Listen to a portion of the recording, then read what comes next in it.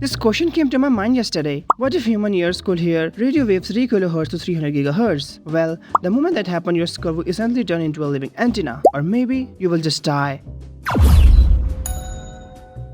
After getting this power, you wouldn't be hearing with your ears in the traditional sense. Instead, pulses of radio frequency energy are absorbed by your brain tissue, causing a rapid temperature rise of approximately 1.8 10 to the power minus 6 to 1.8 10 to the power minus 5 degree Fahrenheit. This minimal thermal spike creates a thermoelastic expansion, a tiny pressure wave that travels through your skulls via bone conduction directly to your inner ear. If you step outside away from the civilization, the silence of the nature would be surprisingly loud. You will hear Jupiter, yes, the planet Jupiter, which is one of the most intense natural radio sources in our system. You will perceive L-burst as the sound of wave crashing on a shore and an S-burst as the sound of pebble hitting a tin roof. Long before a meteor becomes visible to the eye, you will hear a sharp hiss or zip. The moment it enters the upper atmosphere and generates very low frequency VLF radio signals, lightning strike thousands of kilometers away will produce whistlers, musical tones that start high and glide downwards in the frequency as they bounce between the earth and the ionosphere. But the real disaster begins when you enter the city. Since the mid-20th century, background radio frequency levels have increased by a factor of 10 to the power 18. Modern 5G towers use orthogonal frequency division multiplexing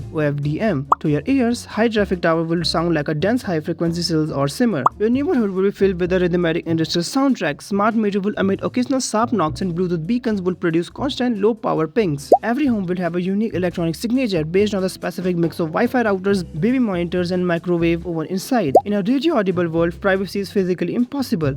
Roughly half of geostationary satellite traffic, including phone call and text messages, unscripted. You could potentially hear this conversation as they are beamed down from space. Credit cards, passports and workplace folks constantly broadcast unique identifiers. You could hear every person's digital ID as they walked past you in the crowded subway. Now, if you think to misuse this power, your body actually won't allow it because the psychological toll will be catastrophic. The human brain uses sensory gating to filter out irrelevant background noise. In a world where the digital roar or Wi-Fi is everywhere, this gating mechanism will likely fail, leading to a chronic sensory overload. Continuous radio noise fragments sleep, especially reducing REM and slow wave sleep cycle. Your body will respond to the constant noise by flooding your system with cortisol and adrenaline. Ultimately, you will possess the most advanced navigational and astronomical sensing system in human history, but unfortunately you would be too exhausted to use it as your neighbor router is currently performing a high frequency drum solo directly inside your thalamus.